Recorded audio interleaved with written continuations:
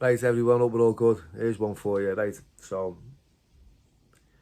I've ran out of tramadol tablets. Yeah. This Daniel, he's befriended me after the little bit of violence that we were involved in at the beginning of my sentence. So, you know, he's wary of me, and I'm like just keeping him at arm's length. But he's telling me there's these tablets called yellow motorbike. You know, and it gets to a point where I'll take anything. You know, give it a go, whatever. So he said, you need to take about 20 of these little yellow tablets. I said, okay, 20. A bit heavy, that like, innit, 20. So he said to me, look, I'll show you. Boom. He took about 50. Net about 50 of these tablets. He said the fizzy coke that sort of reacted to these tablets that were inside them. And he was on one. He was just dead, like, just out there with it. So he said 20 for your first time, or maybe 10 will do you. I said, I'll take 10, I'm taking 20. We'll see what that's about.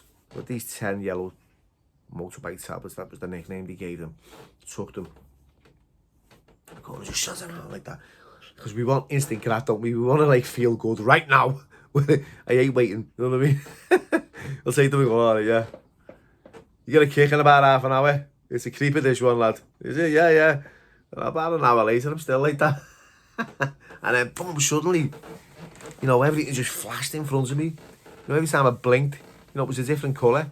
You know, puce, blue, pink, yellow. I'm like, whoa, what's going on here? And I got up to walk away from this Daniel. And I felt like I had pillows tied to my feet. And it was like sinking into the ground. I swear it was weird. But it was funny as well because I was like trying to navigate my way through this prison courtyard. And I was staggering. Now, so anyone who's unlucky, you see you staggering, you just think, oh, mate, he's definitely on drugs, him. Well, I'm like that, but I'm giggling. And me and Alan Scott, I took these tablets together. Swear we bought them off, and we bought them off this Daniel. Me and Alan are just, because we started to have it together, me and Alan. You know, he was the only one, you know, I knew on the outside and had a little bit to do with him on the inside. So we were just giggling and having a laugh. And, you know, every weekend the Thais would have these rock bands, inmates would have these bands going up, playing all kinds of like Thai cheesy songs, you know. I remember a few of them. Wang mong way la go kiap tien ken sin kini go ben way la compi my. Don't tell me how I know. Probably because I listened to it every single fucking weekend for years. But yeah, they'd have these bands and they like a proper boy band, you know, Justin Bieber's and everything, you know, like guitars, like the Beatles. And we used to it's just like a mad weekend, right? In Chiang Mai prison. We're like a half moon party. Honestly, everyone was drinking rice wine and, you know, taking these tablets, and, you know, they're on the, you know, the tramadol or the Valium, or there was never any like real drugs, if you know what I mean. There was never any like you know, crystal or yabba. Very far and few between. There was a lot of that in the Bangkok prison, but in Chiang Mai there was very not. There was more tablets and that. So yeah, you know, and everyone was making sticky rice and mango and shelling them to you, and you could buy anything, you know what I mean? Blocks of ice and, you know, these ice drinks, and, you know, as long as you had a stamp with the king's head on it, that was the currency, or a bit of money, a bit of Thai baht. You could you know, you could buy a few things, you know, that was the currency in there. Yeah, so we're on these tablets anyway, and I get to like them, and I'm getting really addicted to them. And I'm moved into the shell with these Muslims, because I'm getting kicked out of every pad I've ever been in. Right, I just don't get on with anyone. In the end, these Muslims put me in their pad. At the time, you know, I didn't believe in anything. You know, the shell was, you know, it was a lot less populated. There wasn't that many Muslims, so it was okay. There was a lot of space in there for me. It was a big shell. These two Indian kids that I met, they were sound. They used to get this curry every Thursday night. They they get this visit and get these chapatis and this curry. It was cold, but I'll tell you what, oh mate, it was the best curry I've ever had in my life. I loved it. You know, we'd have a curry, we'd save our boiled eggs, and we'd sit there, 3 of us together, and just eat this.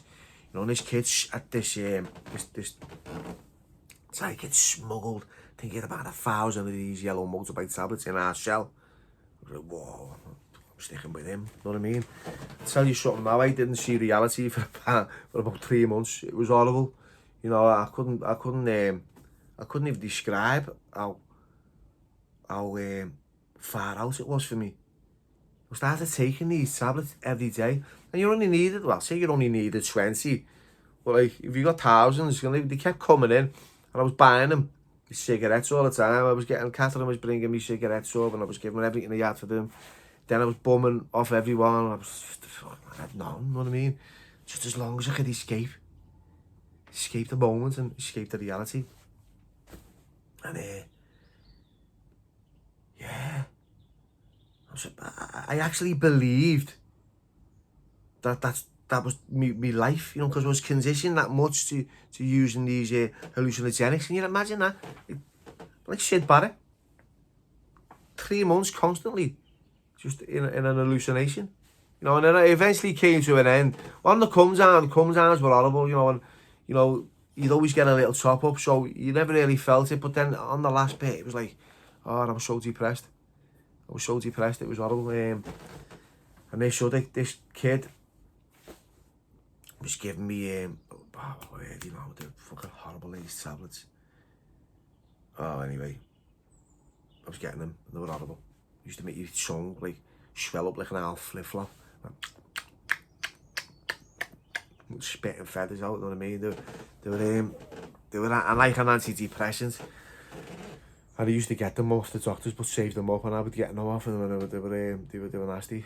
I think it's my thing, and I'm old, aren't I? You know, forget a few things. So yeah, this is when it started to get like really heavy for me. You know, the using in there. I was fighting all the time. I was in debt. The commander, you know, he liked me. He said, "Look, Bill, you like the Oscar De La Hoya, you know." He used to sit me in his office and, you know, ask me to learn a little bit of English. I was always in his office anyway, because I was always in trouble. I'd been put on like in a cell on death row. I'd been up there for like 3 months. It was horrible.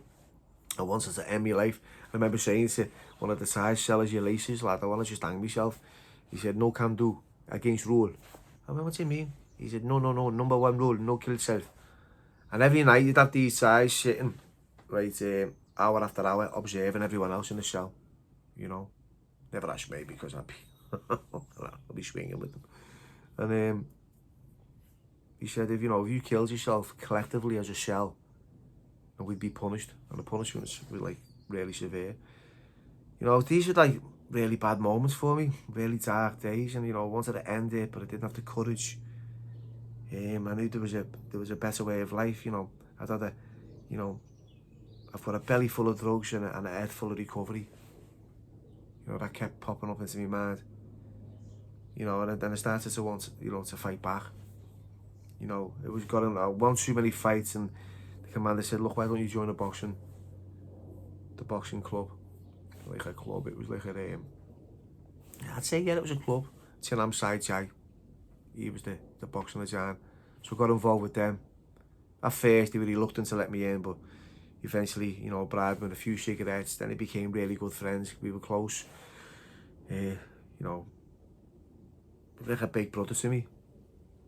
I got moved into the boxing cell. I started to take away, you know, stopped using the drugs, stopped smoking. You know, my life was much better. You know, and that's what happens, you know, when you're around positive people with a positive mindset. You know, becoming physically active. You know, go through the day, started to have a little bit better food on the table. You know, I had a few little luxuries coming in. You know, so it was okay. So the moral of the story is, for me,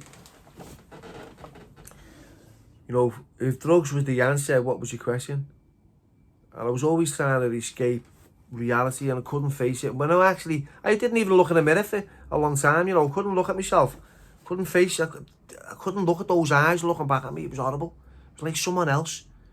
You know, it was like someone else in the mirror staring back. And I was so, like, I was horrified at, you know, me reflection. So I kept away from mirrors for about a year while I was in there. But then I started to rebuild myself and have that little bit of confidence. And it's like people in recovery, you know, people who want to get off drugs, people who want to get the shit together. You know, there is a way out. You know, you can get through it, get through the mud, the nails, pick yourself up, dust yourself down. You know, there's a brighter future. I'm really passionate about staying clean. I'm really passionate about others staying clean. I wish, you know, I could bottle this and give it to you. Go, yeah, but you've got to go through that life experience and that journey, you know, and feel it. Because you feel the pain, grow from it. You know, what doesn't kill you makes you stronger. Don't know where I've gone with this one, but I appreciate you watching it and listening to me. Thank you very much.